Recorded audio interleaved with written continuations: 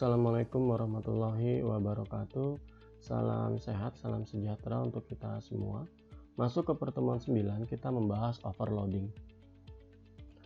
Nah, kita lagi ngomongin overloading pada method. Jadi sebenarnya overloading itu ada dua. Yang pertama pada method dan yang kedua pada constructor. Saat ini lagi ngomongin yang pada method ya kejadiannya. Jadi di mana ada satu metode yang namanya sama persis, tapi parameter dan tipe datanya bisa jadi berbeda-beda. Atau di sini juga sudah dikelompokkan ya. Jadi perbedaan itu ada 3. Pertama ada yang jumlah parameternya beda, tipenya beda. Ada yang jumlah parameternya sama, tipenya beda. Ada yang jumlah parameternya beda, tapi tipenya sama. Hal ini juga berlaku untuk konstruktor ya, karena kebetulan kita kali ini lagi membahas metodenya. Intinya adalah dalam sebuah kelas kita boleh memiliki metode dengan nama yang sama, dengan catatan metode tersebut dapat dibedakan dengan banyaknya parameter atau tipe data pada parameternya. Dan juga kita bisa melakukan overloading dengan memiliki nilai kembalian yang berbeda-beda. Selain itu, manfaat lain dari overloading adalah dia dapat diakses pada subkelas yang mengaksesnya. Nah, ini adalah contoh sebuah metode. Jadi ini adalah metode yang akan di-overload. Nah, sebenarnya sih di sini tidak ada istilah legal atau ilegal ya, tapi intinya keduanya bisa dan dapat dilakukan seperti biasa. Di sini saya memberikan contoh, di sini adalah sebuah metode dia tidak memiliki parameter. Yang satu, dia memiliki parameter tapi tipe datanya integer.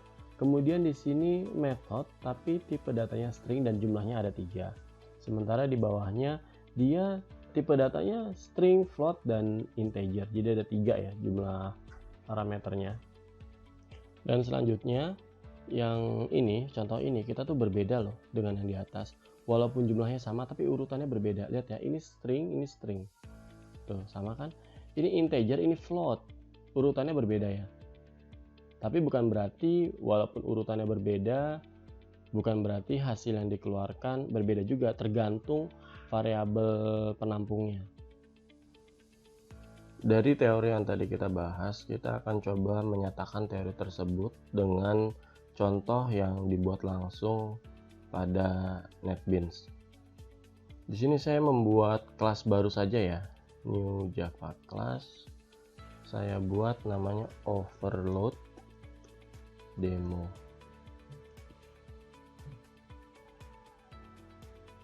Saya bersihkan dahulu di sini.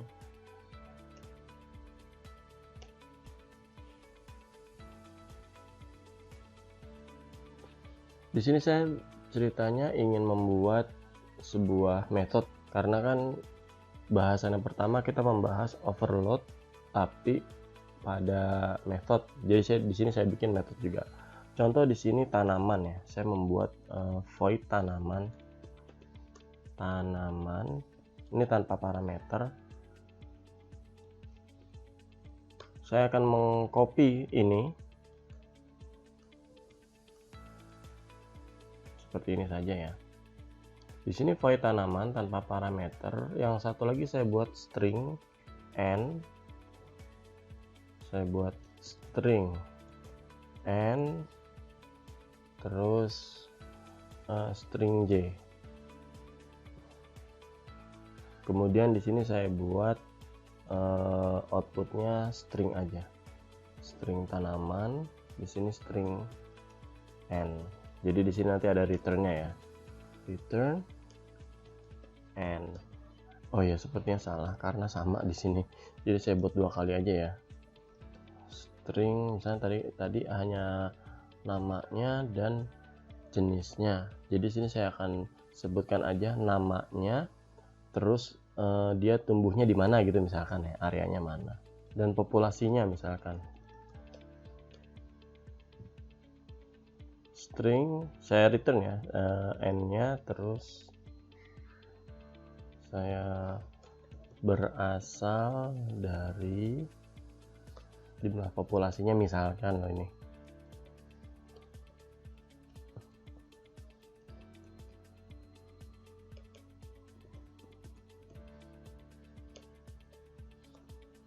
Saya tulis P, di sini A.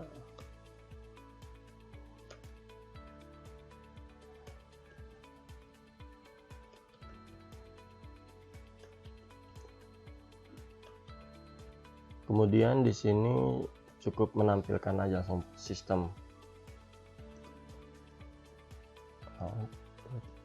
Print line, langsung tampilkan saja. And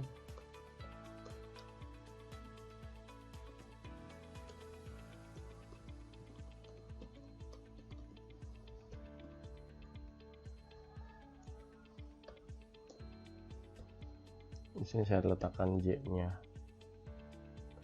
Sementara di sini saya copy aja dari sini.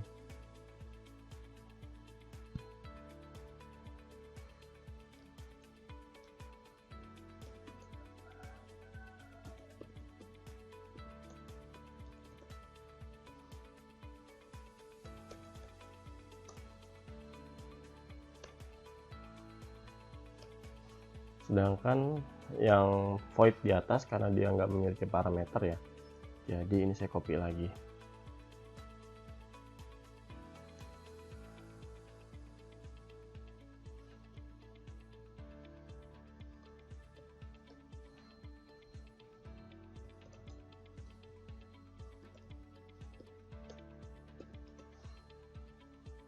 Nah, ini adalah contoh overload tapi berlaku pada method ya.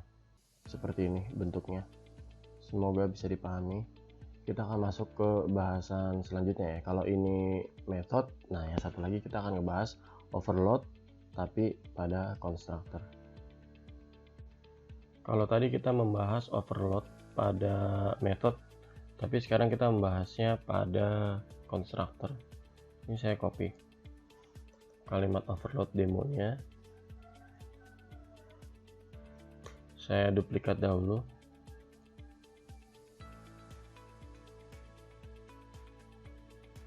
Saya membuat 3 contoh aja ya.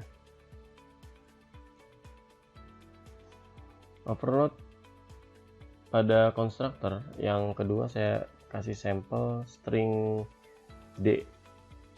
Sementara yang kedua saya berikan string D. Di sini integer J misalkan.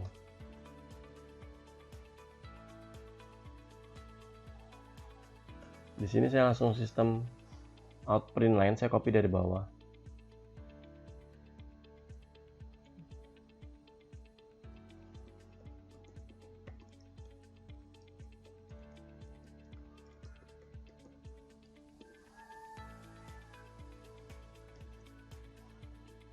Kemudian yang di sini saya sistem out.println juga.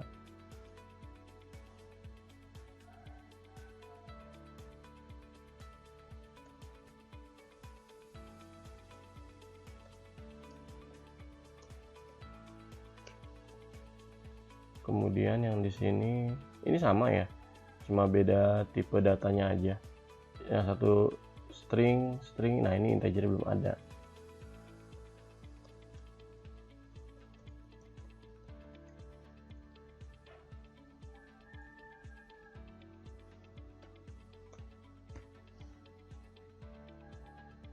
Seperti ini. Atau jika kita memiliki variabel, ini udah selesai ya yang contoh overload pada constructor. Nah, kalau kita punya property atau kita punya variabel, kita bisa langsung set aja. Misalnya di sini string s gitu ya. String s ya. Kita bisa letakkan juga seperti ini. This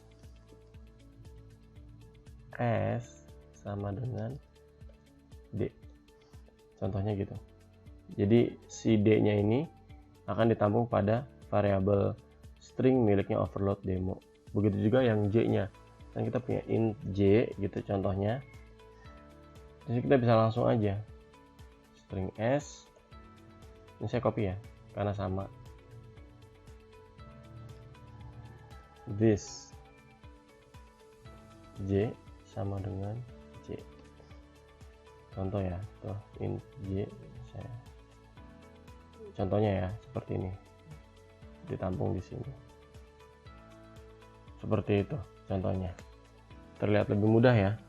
Tapi saya rasa ini memang mudah kok, tidak ada yang terlalu sulit. Intinya di sini adalah satu konstruktor dan satu metode bisa memiliki berbagai macam parameter dengan berbagai jenis output seperti itu. Semoga mudah dipahami. Terima kasih untuk pertemuan kali ini. Dari saya, wassalamualaikum warahmatullahi wabarakatuh. Semoga bermanfaat. Salam sehat, salam sejahtera untuk kita semua. Terima kasih sudah menonton video ini.